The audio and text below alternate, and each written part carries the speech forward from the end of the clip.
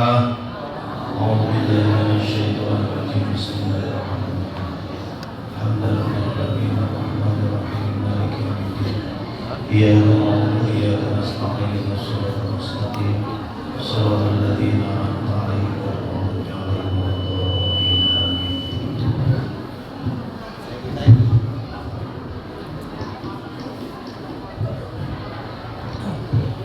أهدي لكم تحياتي تحية وسلاما من قلب وفيه بحبكم. أقول لكم السلام عليكم ورحمة الله وبركاته.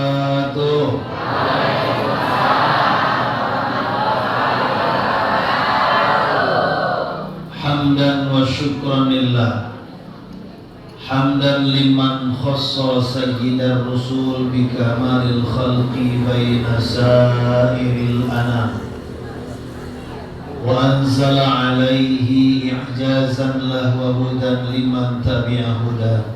أشهد أن لا إله إلا الله لا شريك له، وأشهد أن محمدا عبده ورسوله لا نبي ولا رسول بعده.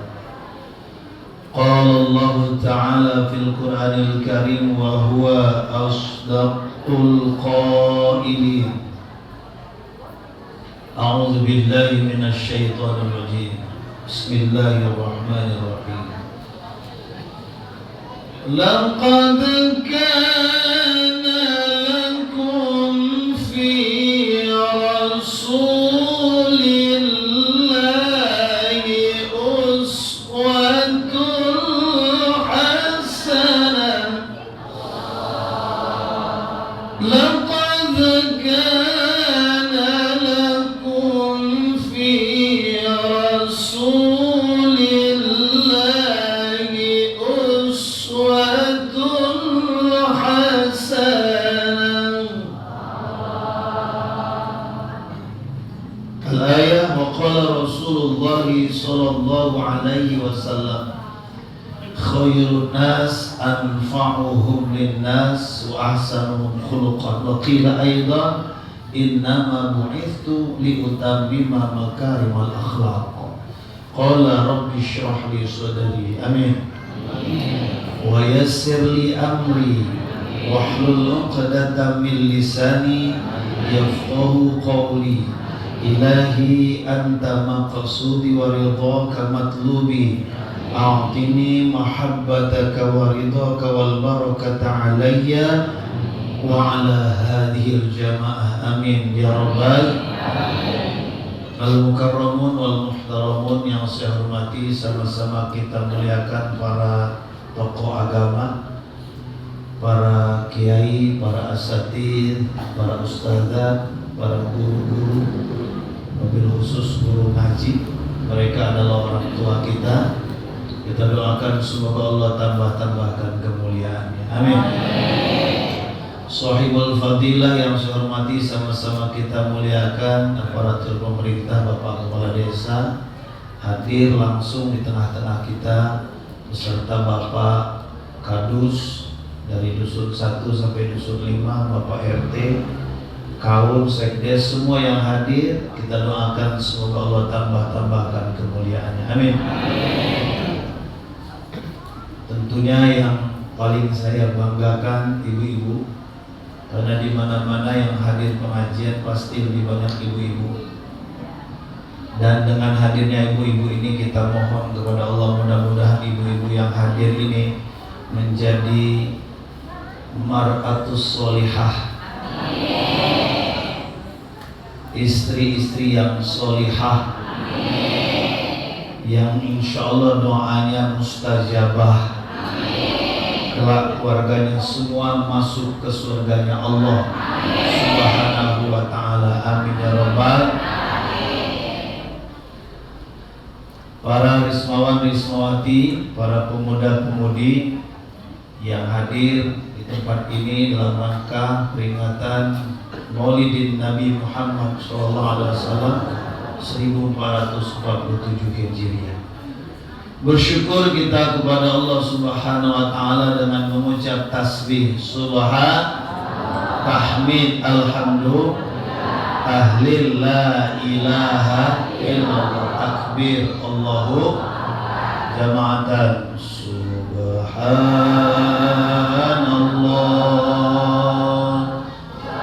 walhamdulillah wala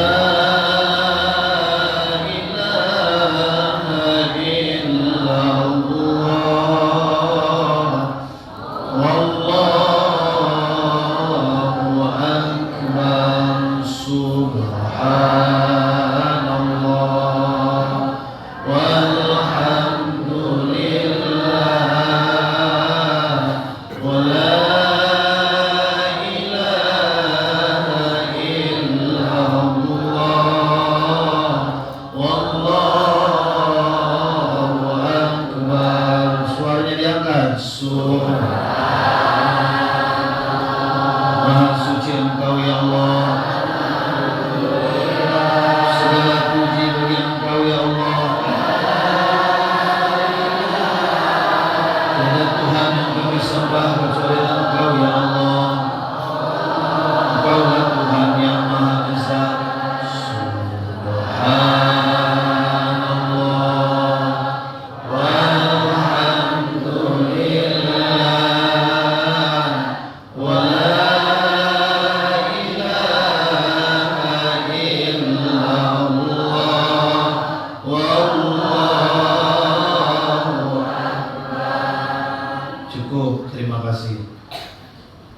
Salawat beriring salam semoga Allah senantiasa limpah curahkan kepada junjungan kita Habibina wa syafi'ina wa qurrati a'yunina wa maulana Muhammadin. Kita bersolawat sekali lagi, insyaallah satu kali solawat ini sebagaimana sabda Nabi, man shalla alayya sholatan wahidah, siapa orang yang bersolawat satu kali untukku, sallallahu lahu asyra sholawat, maka yang bersolawat ini Allah akan bersolawat untuknya 10 kali. Amin. Wa huttat anhu asyra hitiat, Allah hapuskan 10 dosanya. Wa rukat lahu asyra derajat, Allah angkat 10 derajatnya. Amin ya rabbal. Allahumma sholli wa sallim wa barik alaihi, sallu alaihi ya Nabi, salam alaika ya Rasul, salam alaika ya Habib, salam alaika, salawatullah alaika ya Nabi, alaika ya Rasul, salam, salam alaika ya Habib, salam alaika, salawatullah alaika, anta syamsul, anta badrun, anta nurun fawqa nuri, anta iksirun wali, anta misbahus suduri ya Habib, salam, salawatullah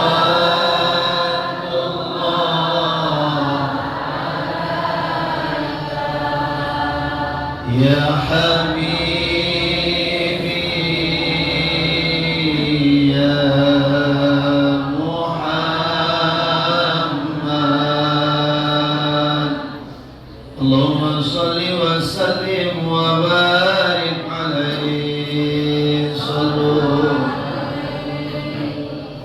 sengaja Bapak Ibu saya pilihkan sholawatnya yang lembut supaya suasana yang panas menjadi adem. Tapi ternyata saking ademnya jadi ngantuk. Ya, jadi sholawat itu ada yang nadanya tinggi, ada yang lembut. Sengaja saya pilih yang lembut-lembut biar tambah adem suasananya. Alhamdulillah. Bapak Ibu hadirin jamaah peringatan Maulid Nabi Muhammad SAW yang insya Allah dirahmati oleh Allah Subhanahu Wa Taala. Alhamdulillah, tidak henti-hentinya kita panjatkan puji syukur kepada Allah Subhanahu Wa Taala. Hari ini tepat hari Jumat kita memperingati Maulid Nabi besar Muhammad Sallallahu Alaihi Wasallam. Dan dengan peringatan ini alhamdulillah kita bisa silaturahmi dan tolabul ilmi. Jadi niatkan setiap pengajian seperti ini ibu-ibu terjadi dua ibadah yang insya Allah apabila ibadah ini niatnya ikhlas karena Allah dinilai pahala di sisi Allah Subhanahu Wa Taala. Gara-gara kita memperingati Maulid Nabi ini kita bisa bersilaturahmi. Alhamdulillah. Dapat nilai pertama, nilai ibadah. Man aroda an yubsata lahu fi rizqihi. Siapa orang yang ingin rezekinya diluaskan oleh Allah, wa yumsa'alahu fi atharihi, dipanjangkan umurnya oleh Allah, falyasil rahimahu, maka hendaklah dia menyambung tali silaturahmi. Jadi saya sebelum berangkat ke sini Bu ngelihat TikTok. Bu, punya HP, punya TikTok? Itu saya bukan ingin membuat suasananya panas, tidak. Tapi di situ ada orang berdiri, ditulis di situ saya tidak memperingati Maulid. Nah, kertasnya diulang lagi, dibuka. Karena Maulid tidak disyariatkan di zaman Nabi. Buka lagi kertasnya. Lalu saya berpikir, saya baca komentar itu banyak sekali Bapak. Ada yang komentarnya itu positif, ada yang negatif, ada ya macam-macam lah komentar. Tapi pada intinya Bapak Ibu, kita yang memperingati Maulid ini ya, supaya terhindar daripada apa yang disangkakan orang. Kalau Maulid hanya hura-hura, kalau Maulid hanya makan-makan. Ada makanannya kan? Sudah dapat semua snacknya. Bahkan bukan hanya snack, dapat besek juga. Supaya terhindar dari itu semua, mari kita hadir di peringatan Maulid itu. Niatkan yang pertama silaturahmi, satu, nilainya ibadah di sisi Allah. Yang kedua tolabul ilmi, menuntut ilmu. Insya Allah. Man kharaja fi tolabil ilmi fahuwa fi sabilillah. Kita orang yang keluar dari rumahnya niat kesini untuk menuntut ilmu,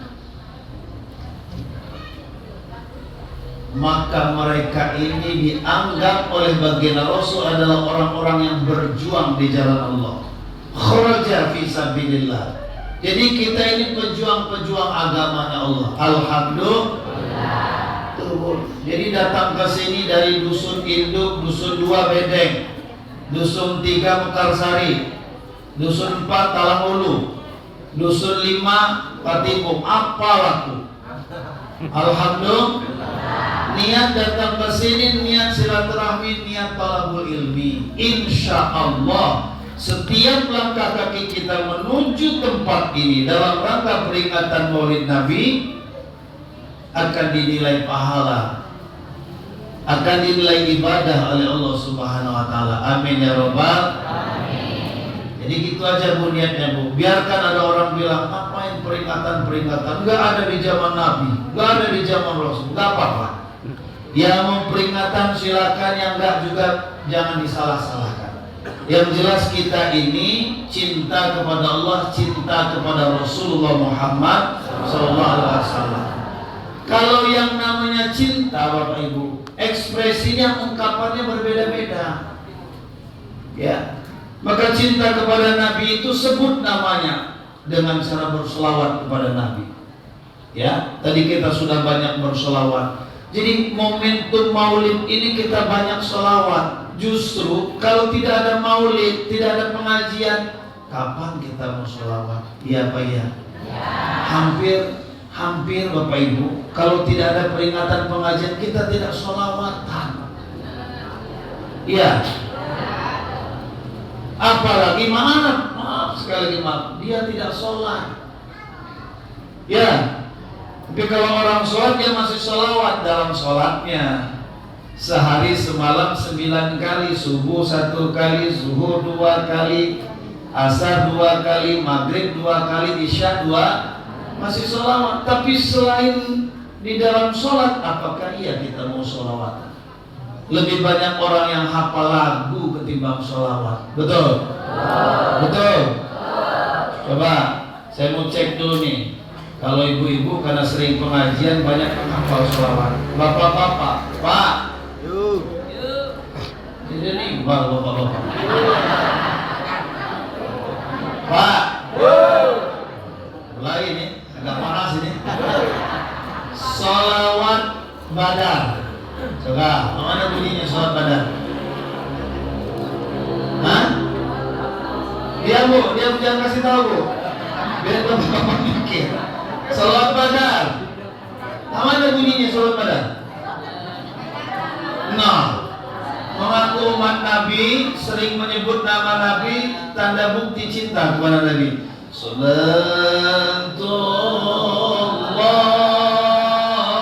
salamullah ala Rasulillah,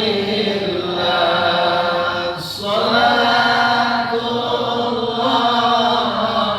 salamullah ala yasin habibillah.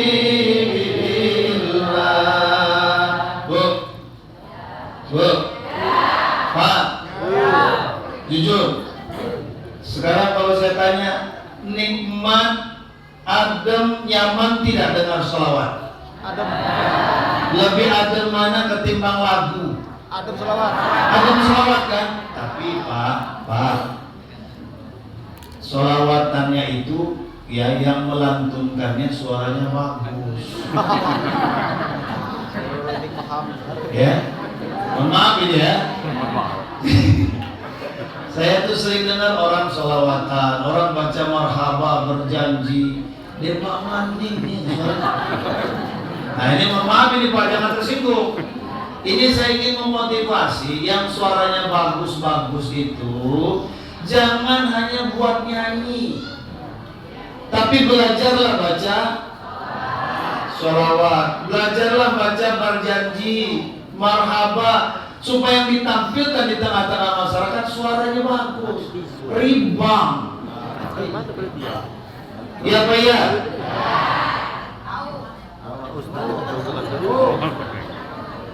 Saya tuh betah Pak Bu kalau dengar orang marhaba, baca yasin, baca tahlil, sholawatan, kalau suaranya merdu. Tapi kalau suaranya mohon maaf bukan meledek saya Pak. Hah? Dia mangandingnya pening pala. Iya Pak ya? Jadi alhamdulillah tadi ibu-ibu yang qasidah juga suaranya bagus-bagus. Alhamdulillah. Ditingkatkan yang qori'ah tadi, ibu-ibu tadi yang qori'ah suaranya bagus. Ini ditularkan kepada yang muda-muda supaya ada regenerasi. Ya, ada pengkaderan. Karena yang tua ini lama-lama, Bu, walaupun suaranya bagus, lama-lama hancur juga. Kalau udah semakin tua, ya. Iya, yang tua-tua ini yang di depan saya ini ya, yang sudah tua harus ada regenerasi pengkaderan supaya ketika dia tampil kalau sudah tidak mampu digantikan yang muda. Kan kalau yang adzan suaranya lantang, suaranya qori, lantang, enak dengarnya. Ini bukan muyo ini ya. Tapi kalau suaranya latuwe dan manganing,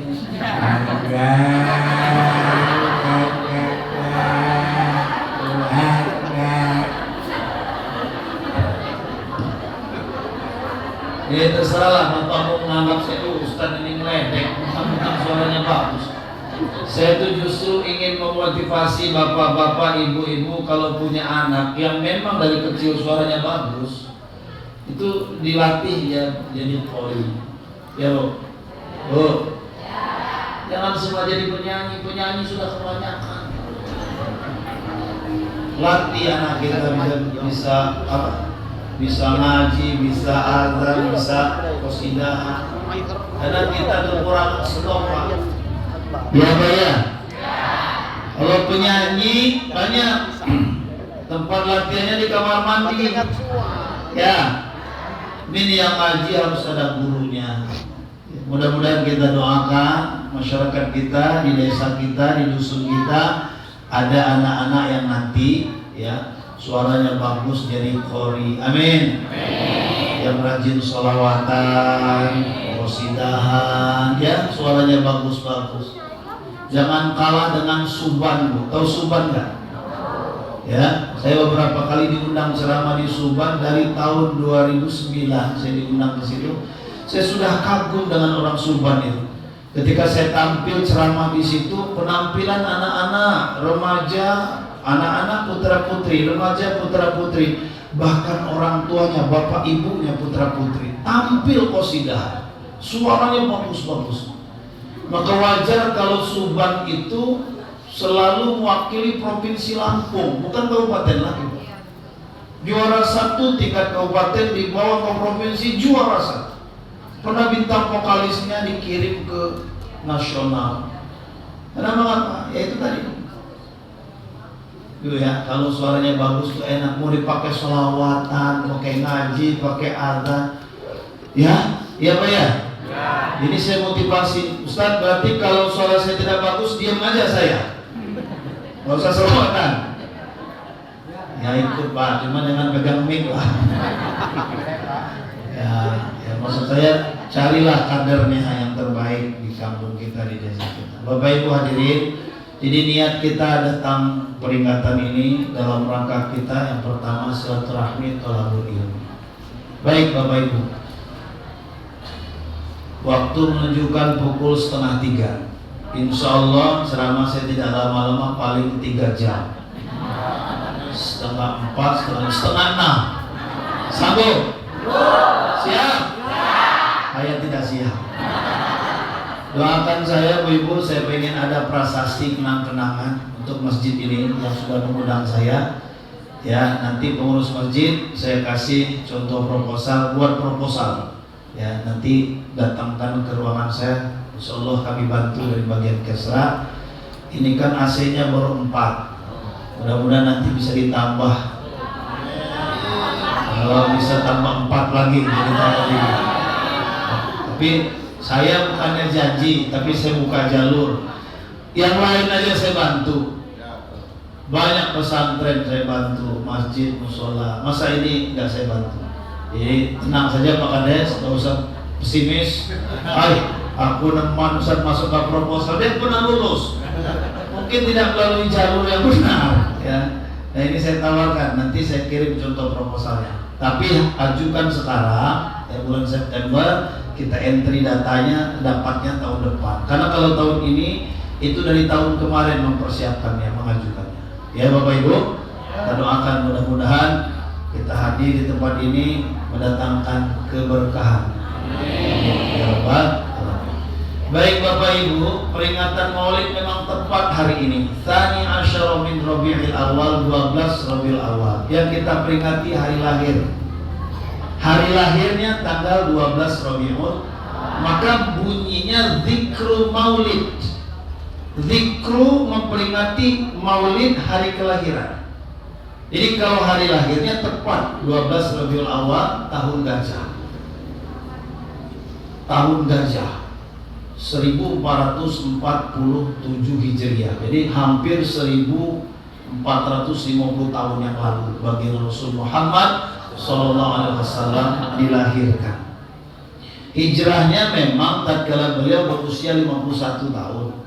Ya, 51 sampai 52 tahun atau 52 tahun sampai 53 tahun beliau hijrah ke Madinah. Maka tanggal itulah tahun itulah tahun pertama kalender Islam. Jadi kalau ditambah 50 ya kurang lebih 1450 tahun yang lalu baginda Rasul Muhammad SAW dilahirkan. Bapak Ibu, mengapa nama Nabi Muhammad itu terus dikenang oleh umat, terus dikenang oleh pengikutnya? Karena di balik nama Muhammad SAW ada sifat. Kalau orang itu sifatnya baik, enak untuk dikenang, Bu. Betul? Kita kenal dengan seseorang sifatnya baik, enak untuk dikenal. Lemah ngomongkannya, dan dia ngobrol. Oh, dulu ini ada namanya Firman. Allah kebaik kami.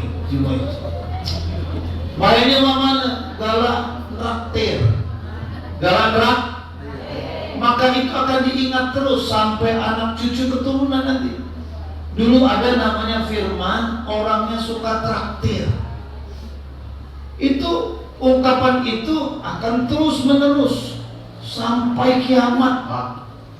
Kebaikan itu akan hadir di lubuk hati yang paling dalam. Maka kita akan ingat kebaikan orang itu. Tapi kalau keburukan, maaf nih, kalau ada keburukan sifat seseorang, dihina ngomongkan itu jurung. Halah, kalau dia ngantuk.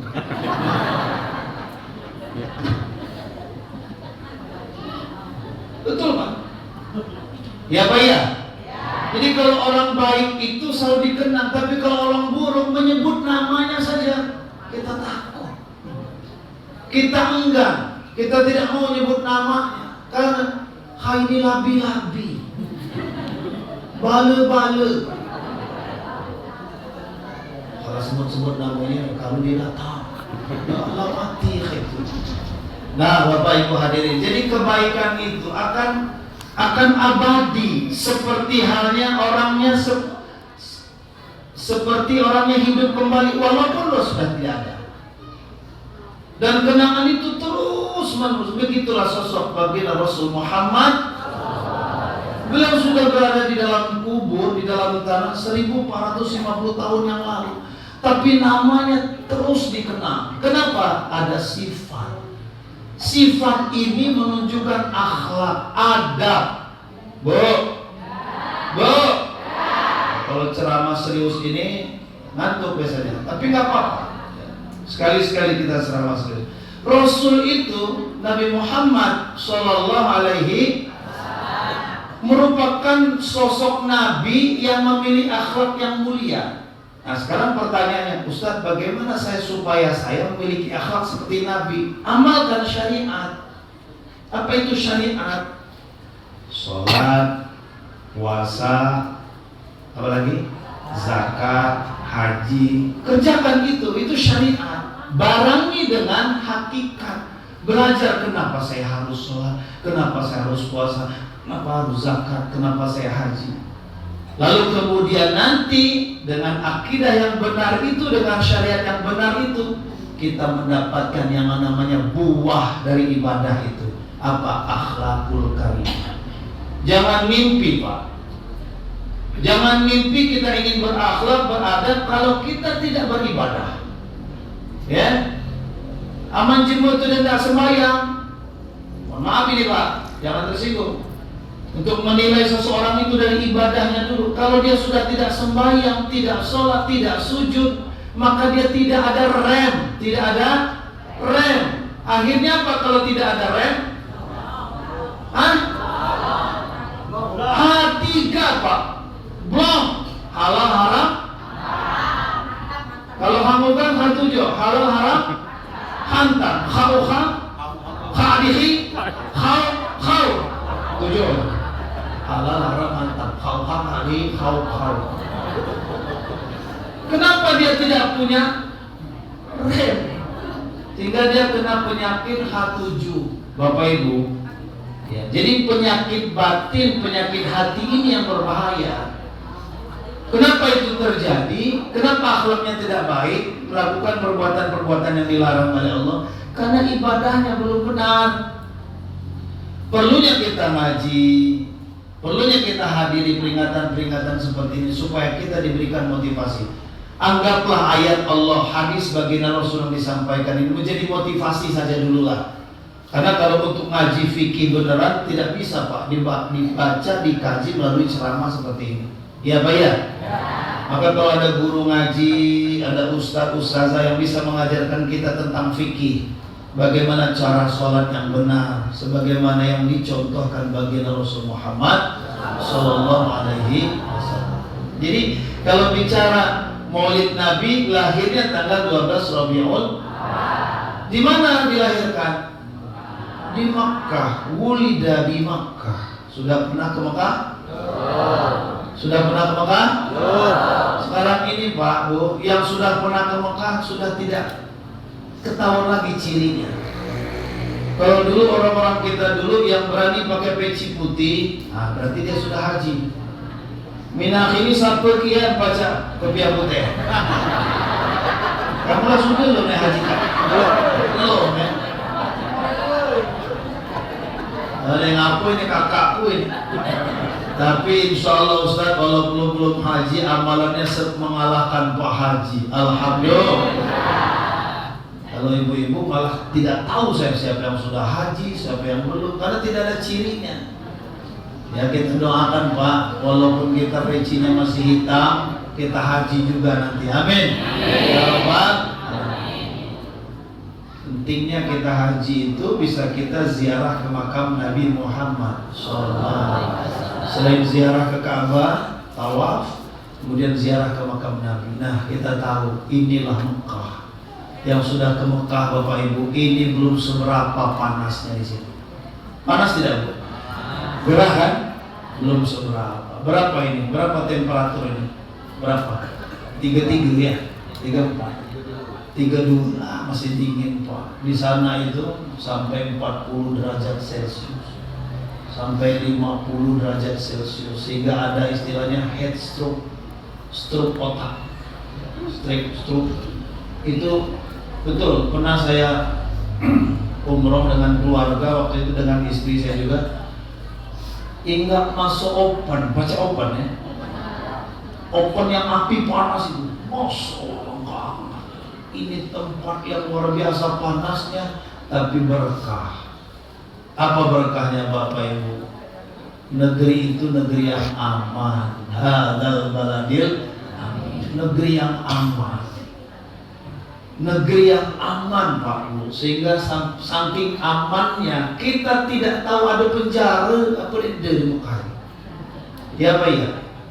Tapi mohon maaf, di negara-negara lain itu sampai kekurangan penjara Pak. Saking tingginya tingkat kriminalitas. Betul. Di sana kalaupun ada kejahatan kriminalitas langsung dieksekusi. Maling, tangan kanan potong. Maling sekali lagi, kaki kiri disilang Pak. Maling sekali lagi, tangan kiri. Maling sekali lagi, silang. Jadi kalau ada orang maling sekali sudah tidak punya tangan, masih mau maling lagi, luar biasa. Itu bukan lagi bangga tapi buyar. Bapak Ibu ya, jadi luar biasa saking amannya itu ya, negeri yang aman. Bukan hanya aman orang-orang yang beriman, tapi itu setelah lahir baginda Rasul Muhammad menyebarkan risalah Islam. Sebelumnya Masya Allah, sudah negerinya panas, akhlaknya, keadaannya luar biasa. Halul Arab qabla Islam. Sebelum datang Islam bagaimana keadaan mereka? Nih perlu kita ingat. Ya, yang pertama Bu, musyrikun. Mereka menyembah berhala, ya'budunal asnam. Berhalanya namanya Lata, Manat, Uzza, Hubal. Apa lu? Lata, Manat, Uzza, Hubal. Nama berhalanya itu disembah. Yang luar biasanya dibuat dari kue tepung. Ada yang dari kayu, ada yang dari batu, ada yang dari tepung. Tepung Bu, dibuat kue, dibentuk seperti patung, setelah disembah dimakan. Ini bukan lagi bangun, buyar. Sehingga disebut jahili. Tuhannya Tuhan berhala, batu patung. Mereka menyembah berhala. Luar biasa Mekah. Sebelum datangnya sebelum datangnya. Yang kedua apa? Selain mereka musyrikun yaqtuluna auladahum, mereka membunuh anak laki-lakinya. Anak laki-laki saja dibunuh. Lahir anak laki-laki langsung dibunuh. Kenapa? Menganggap anak laki-laki itu akan menambah beban. Khosyatal fakri. Mereka membunuh anak laki-laki yang baru lahir karena takut miskin. Anak dua kayak buntu, nambah pula tambah buntu, kira-kira ini Pak. Akhirnya dibunuh anak laki-laki. Itu terjadi sebelum datangnya Nabi. Lalu yang ketiga, yudfinuna banatahum. Mereka mengubur hidup-hidup anak bayi yang baru lahir. Perempuan yang baru lahir, perempuan langsung di. Dan itu sudah pernah kita dengar kisahnya Sayyidina Umar radhiyallahu anhu. Beliau menangis setiap selesai sholat karena ingat kejadian tatkala beliau mengubur anak perempuannya hidup-hidup. Kenapa beliau kubur? Karena awalnya beliau tidak tahu tatkala anaknya lahir dipakaikan pakaian laki-laki oleh istrinya. Betapa senangnya dia punya anak laki-laki padahal perempuan. Ketika Sayyidina Umar pulang ke rumah setelah beberapa lama beliau pergi pulang, diajaklah anak laki-lakinya ini untuk jalan-jalan. Ketika buang air kecil, tahulah Sayyidina Umar ternyata anaknya bukan laki-laki. Betina namanya. Segera dia gali tanah, bercucuran keringat menggali tanah. Anaknya yang perempuan ini mengelap keringat ayahnya. Dia keluar ke hubungan. Bercucuran keringat, dilap keringatnya oleh anak perempuannya ini.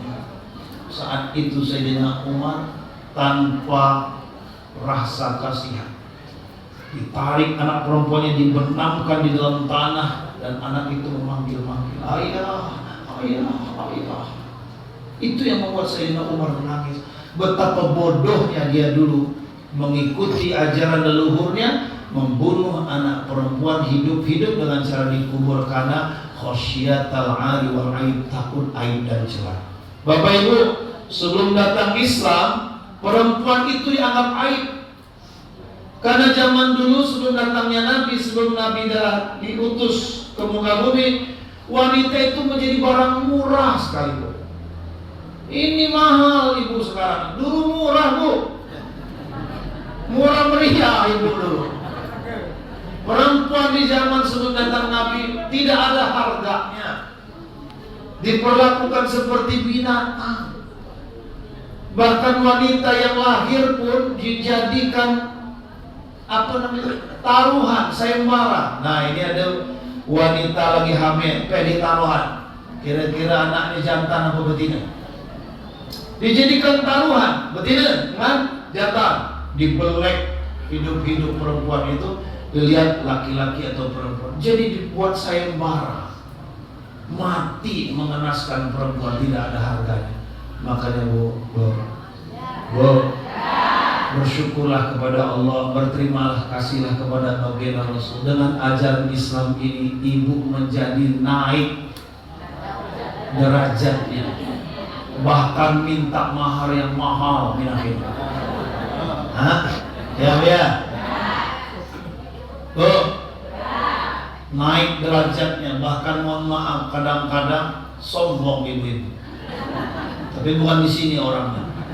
Mentang-mentang dia sudah bekerja, punya penghasilan, suaminya tidak bekerja, hanya apa? Hanya kerja serabutan. Dia jumbeluruhan lakinya. Dia sih mau perintah, gak usah piring, nyasa.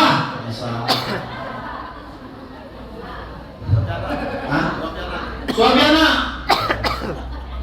Ada yang begitu, Bu? Ada? Yang mana sih? Padahal ibu dulu tidak ada, wanita di zaman tidak ada harganya. Sekarang mahal perempuan. Sedikit-sedikit gawai.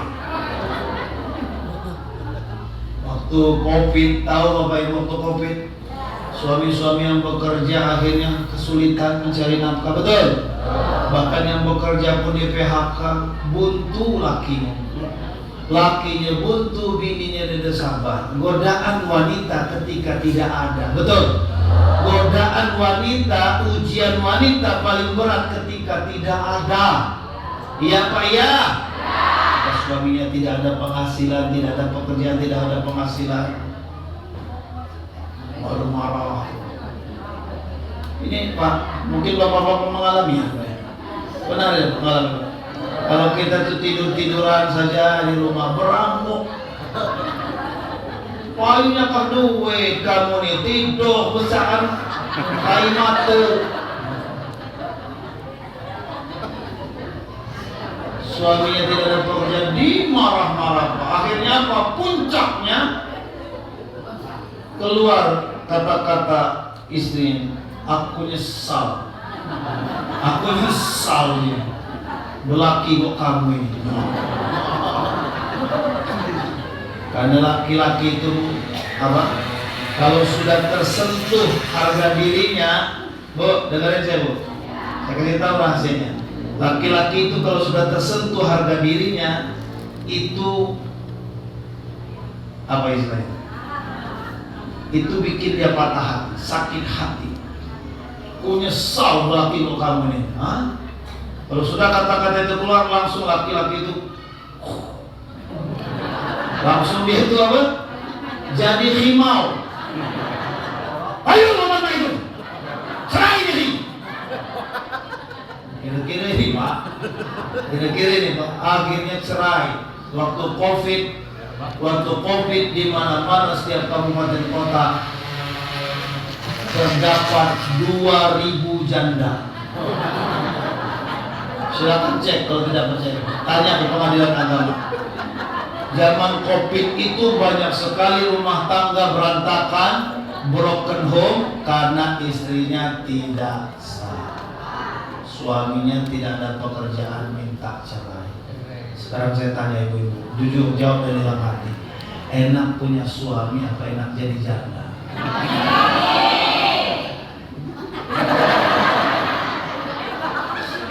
Saya lebih baik jadi janda Ustaz.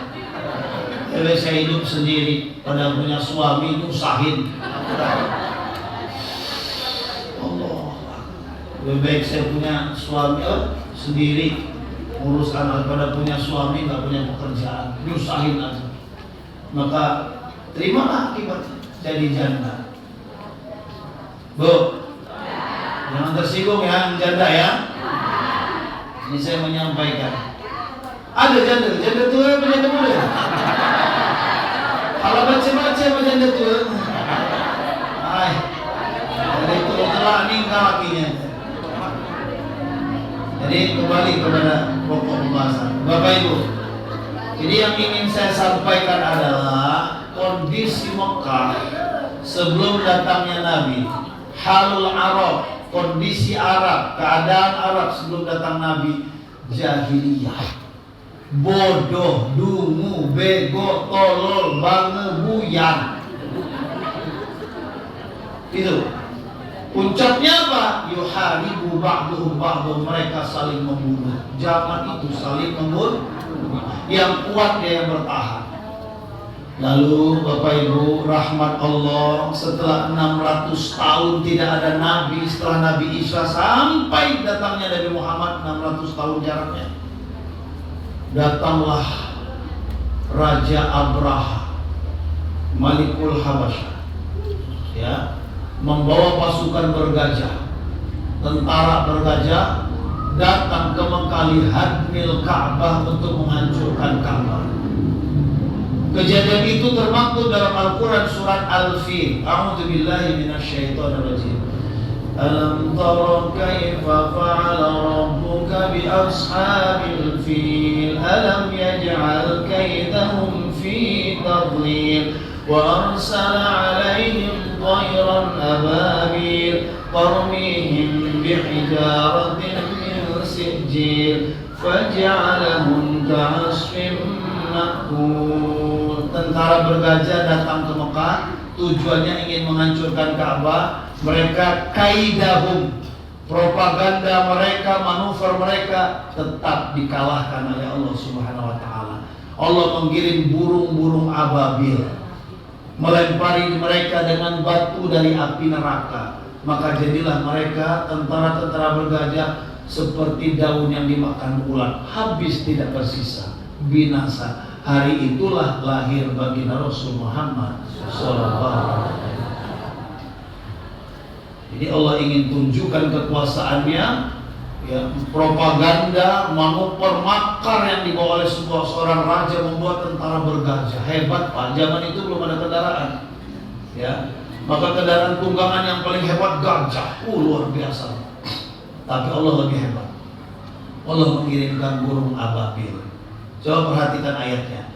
Ujung ayat itu hurufnya lam semua. Alam tara kaifa fa'ala rabbuka bi ashabil fil. Tuh. Alam yaj'al kaidahum fi tadlil wa arsala 'alaihim thayran ababil. Sampai sini. Kenapa Allah kirim burung ababil? Sehingga huruf ujungnya lam semua, tidak burung yang lain. Apa bohong perkutut, apa bohong puyuh, apa bohong berbang, ketilang, ya, popo apa. Tapi Allah kirimkan burung ababil. Itulah keindahan ayat Al-Quran. Bukan hanya tulisannya, tapi memang maknanya pas. Jangan pula wa arsala 'alaihim thayran perkutut. Udah masuk ya. Jadi memang Allah sudah siapkan kalimatnya dari setiap ayat itu, ya, kalimat yang pas dari tulisan dan maknanya. Lalu kemudian lahirlah baginda Rasul membawa ajaran Islam. Tujuannya apa Islam datang? Liyursyidan nas ila siratal mustaqim, agar manusia ini kembali berada pada jalan yang lurus. Tidak bengkok, tidak mencong kiri kanan, jalan yang lurus menuju Allah Subhanahu.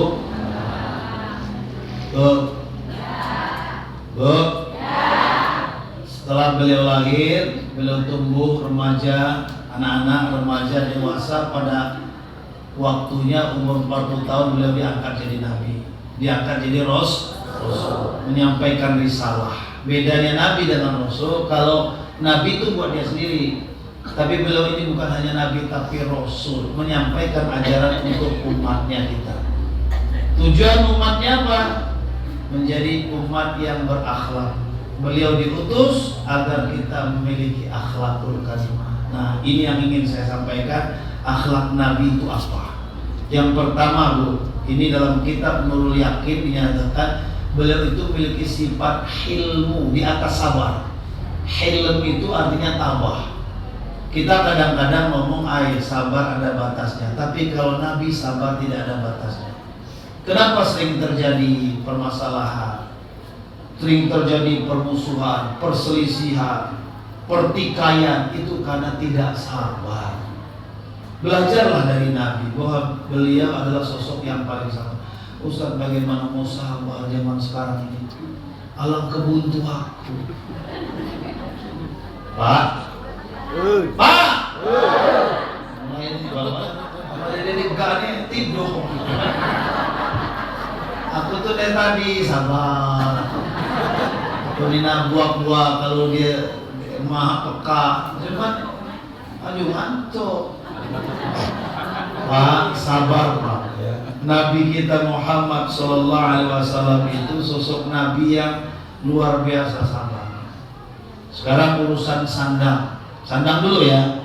Nabi itu pakaiannya Pak tidak ada semewah kita ini. Waktu itu ada kisah ya, Nabi meninggal dunia, sahabat Ali datang ke rumah, sahabat Salman Faris datang ke rumah Sayyidina Ali. Ditemuinya Siti Fatimah. Wahai Siti Fatimah, adakah barang peninggalan Nabi yang berharga? Diambillah barang itu, dibuka di majelis. Apa ternyata? Ternyata barang berharga Rasul itu, pusaka itu adalah pakaian jubah. Katakanlah seperti ini kira-kira. Tapi terdapat 7 tambalan. Sekarang raja mana sultan mana, presiden mana yang hanya punya pakaian seperti Nabi. Beliau itu pemimpin rakyat, pemimpin umat. Kalau sekarang ada presiden, beliau presiden. Kalau sekarang ada sultan, beliau sultan. Beliau kepala pemerintah. Bukan hanya itu, beliau pemimpin umat, mengimami sholat. Betul? Walaupun beliau kepala pemerintah, tapi imam sholat. Sampai kapan beliau mengimami sholat? Sampai mati, sampai meninggal dunia, beliau tetap memimpin umat. Nah, inilah pemimpin. Jadi kalau zaman sekarang pemimpin tidak mau sholat, wah, berarti tidak mengikuti apa yang digariskan bagi Rasul Muhammad SAW. Pemimpin itu seperti Nabi. Ini saya sampaikan di mana-mana. Walaupun saya di pemerintahan, Pak, kadang saya tidak segan-segan saya sampaikan. Saya rindu bupati yang imamin sholat, saya bilang. Saya rindu bupati yang bisa khutbah. Saya rindu bupati yang bisa azan. Aman ingatek lagi bupati baca imam, baca azan, baca khutbah. Aku ingin jadi bupati. Setuju nggak kira-kira? Ayo. Lalu nama sewani piro tuh lah. Ayo Ustaz, kupilih kamu coba nih piro. Bapak Ibu, jadi Nabi itu mencontohkan sosok pribadi yang luar biasa, sabar. Dari sisi pakaian saja, beliau tidak bermewah-mewah. Ya, zaman sekarang, mohon maaf, jangankan Nabi, jangankan pemimpin, bukan pemimpin saja, gerubuk, tahu gerubuk kan? Lemarinya penuh dengan pakaian. Kadang-kadang bukan hanya pakaian, koleksi yang lainnya. Nih, perhatikan ibu-ibu, dari dalam keluar. Kadang-kadang ibu suka koleksi ya, di ruang tamu itu tas. Hah? Kalau dijarah ke situ.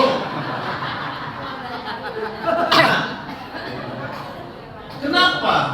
Kita dengan pakaian yang kita sandang, yang kita pakai itu, kita bermewah-mewah. Lupakah bahwa Nabi Muhammad SAW beliau meninggalkan pakaian jubah terdapat 7 tambalan. Lalu yang kita agung-agungkan siapa? Itu sandang, Pak. Sekarang pangan yang dimakan Rasul. Rasul, saya tanya, apakah Rasul punya kulkas, lemari es seperti kita, freezer? Ada? Hah? Apakah Nabi itu kalangan? Baca kalangan itu kamu. Pasar, kemudian dia beli seluruh bahan makanan untuk di stok selama seminggu. Dalam sebuah riwayat menyatakan Nabi tidak pernah menyimpan makanan lebih dari 1 hari. Artinya apa? Makanan itu hanya untuk hari itu saja. Kalau dia masak pagi, habis pagi, siang, sore selesai. Besok masak lagi. Besok nyari lagi.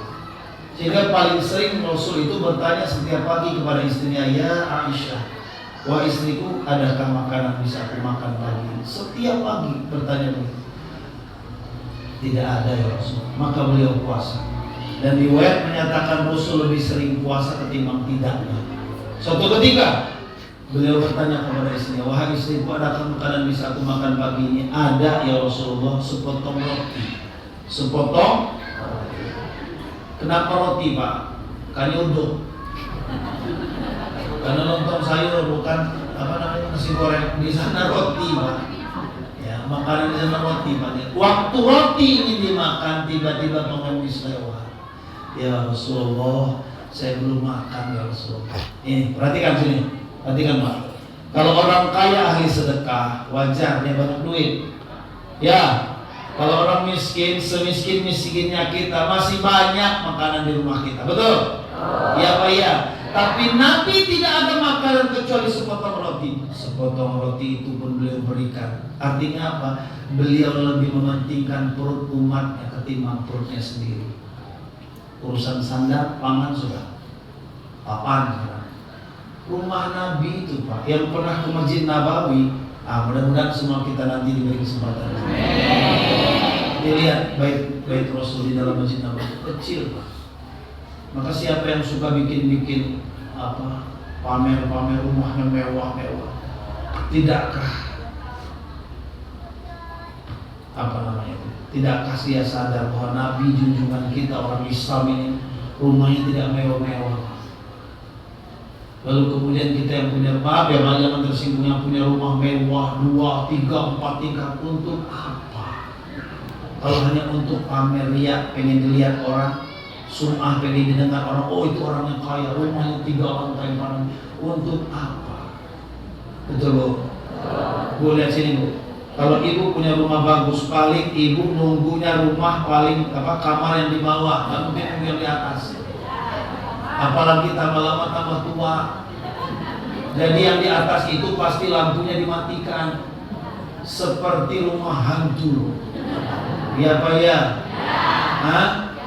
Ya kan anaknya banyak Ustaz, paling nanti lebaran kumpul semua. Ya setahun sekali. Rumah besar-besar, tidak kamalu sama Nabi Muhammad. Rumahnya kecil tapi baitija, nanti kata Nabi, rumahku walaupun kecil laksana surga. Masih semangat? Baru jam 3. Lanjut.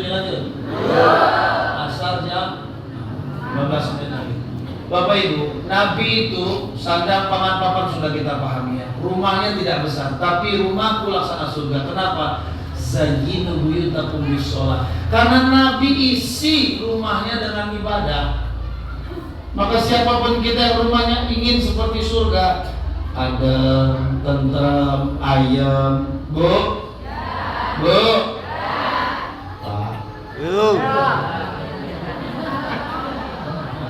Kalau ingin rumahnya ada, Bapak Ibu harus sholat, penghuninya harus sholat, bisolah wa tilawatil Quran, harus baca Quran. Maka rasakan, kalau rumah kita ngaji di dalamnya, Masya Allah, apalagi berjamaah sholatnya, kemudian habis itu ngaji berjamaah, makan berjamaah, Masya Allah, baiti jannati, rumah laksana surga.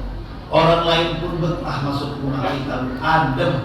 Bu, tapi rasakan rumah walaupun besar, penghuninya tidak kenal sholat, tidak pernah terdengar lantunan ayat di sini, tidak pernah makan berjamaah, makannya masing-masing di kamar masing-masing.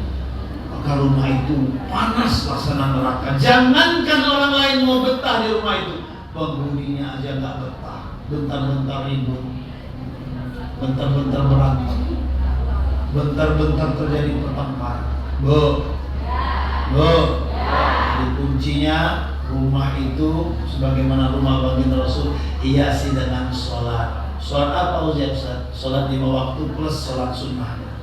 Kalau wajib ada sunnahnya, sholat ada sunnah rawatibnya, puasa ada puasa sunnahnya, zakat ada sunnahnya, infak. Jadi yang wajib sunnah kita kerjakan. Maka mudah-mudahan rumah itu menjadi adem. Amin.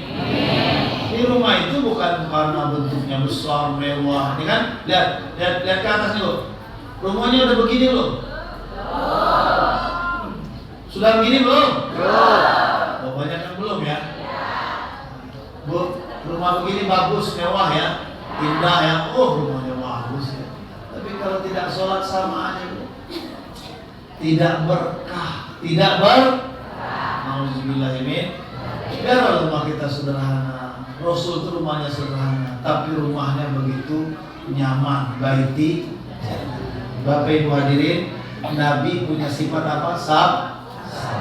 Coba kita belajar sabar. Ini kadang-kadang enak ngomongnya Pak ya, sabarnya. Ustaz ngomong sabar, kalau udah marah sama aja Ustaz, kayak bukan Ustaz. Bu, Ustaz juga iya memang apa ya? Kita belajar agama ini bukan hanya membersihkan zohirnya, tapi batinnya kita juga, hatinya supaya lembut, sabar. Sekarang saya tanya Bapak Ibu, ada yang masuk pesantren di sini? Ada yang pernah lulus di pesantren? Mana yang lulusan pesantren ada? Nggak ada yang ngaco. Orang yang masuk pesantren sampai dia lulus itu orang yang sabar. Percaya nggak? Sampai 6 tahun mondok Pak.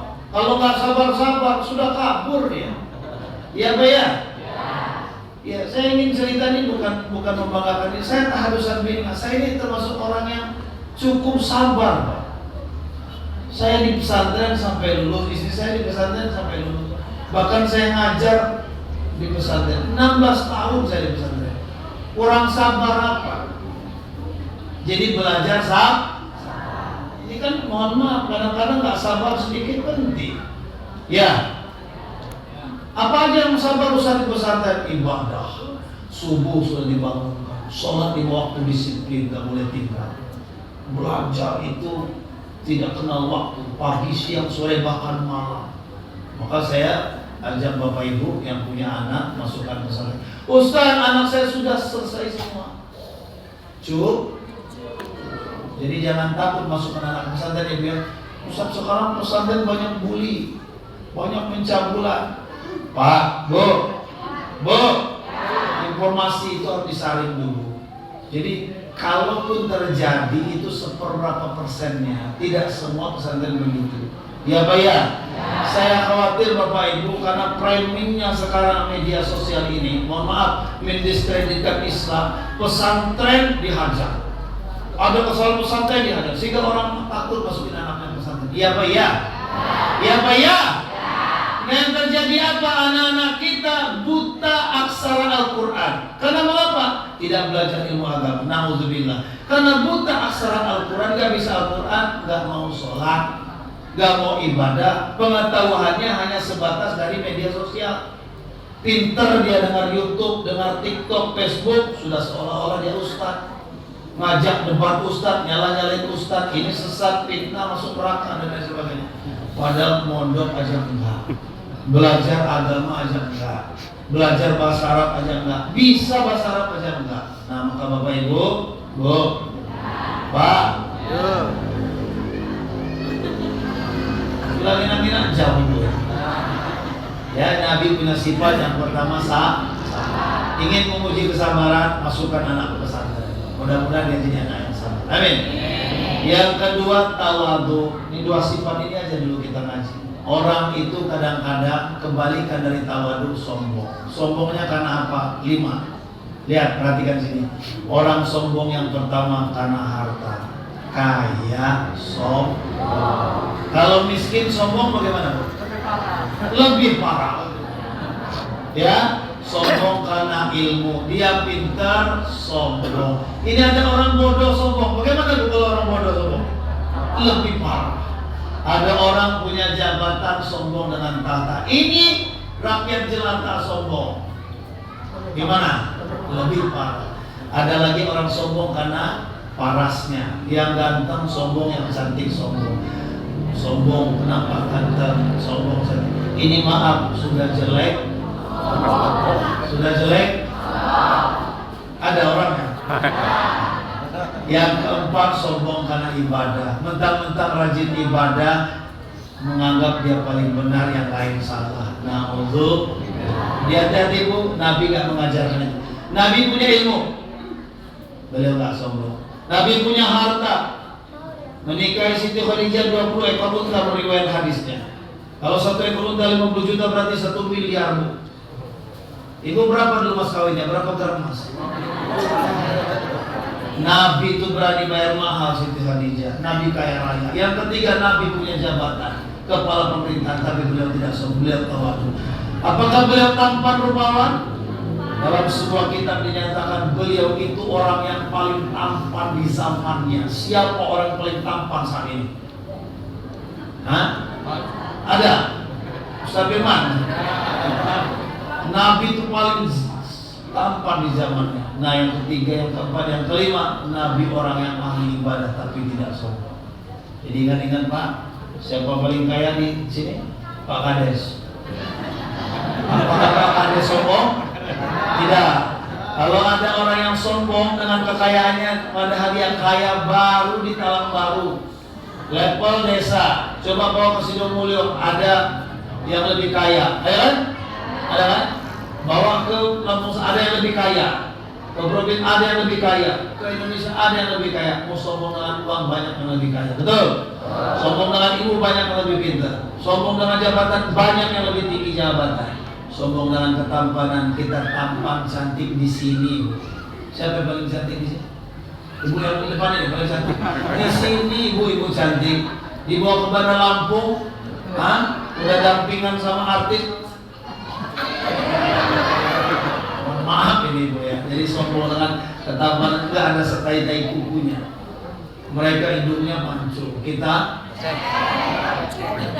nggak mau mancung ke dalam. Ya Bapak Ibu ya. Jadi tolong ya. 2 ini bawa pulang. Apa itu sifat Nabi? Apa itu sifat Nabi? Uhibbul mutawadhi'in, aku cinta orang yang tawadu, kata Allah dalam hadis qudsinya, wa hubbi lil ghani asyaddu, tapi aku lebih cinta lagi orang kaya yang tawadu. Karena godaan orang kaya pasti sombong. Kalau dia kaya, tawadu luar biasa. Ustaz, itu ada tetangga saya tawadu ya luar biasa. Kaya, miskin. Ya. Wajarlah kalau miskin. Apa yang sombong kira-kira. Ya Bu ya. Tapi tetap walaupun dia miskin, kalau dia tawadu dia dicintai oleh Allah. Semua yang tawadu aku cintai, kata Allah. Tapi yang kaya tawadu paling dicintai oleh Allah Subhanahu wa ta'ala. Bapak Ibu hadirin, 2 sifat ini yang menjadikan beliau namanya tetap dikenal. Namanya sama dengan Muhammad yang di sini. Ada nama Muhammad ini? Namanya sama tapi sifatnya tentu berbeda. Kalau Muhammad yang ini meninggal belum tentu dikenal. Iya Pak iya. Tapi kalau Muhammad Nabi kita meninggal 1450 tahun yang lalu tetap dikenal. Allahumma sholli ala sayyidina Muhammad. Bapak Ibu hadirin, ini yang bisa saya sampaikan. Tidak ada niat saya menggurui, mengajari, menasihati. Ini ceramahnya serius. Karena saya ingin mudah-mudahan pulang dari sini kita bisa amalin. Kalau istrinya Pak, ya. Pak, kalau istrinya dan sama. Baru mau makan Bu, bapak ini mau makan, ibu bentak-bentak. Anak miskin, anak-anak mau makan. Kalau suami istrinya maju depan itu, duit.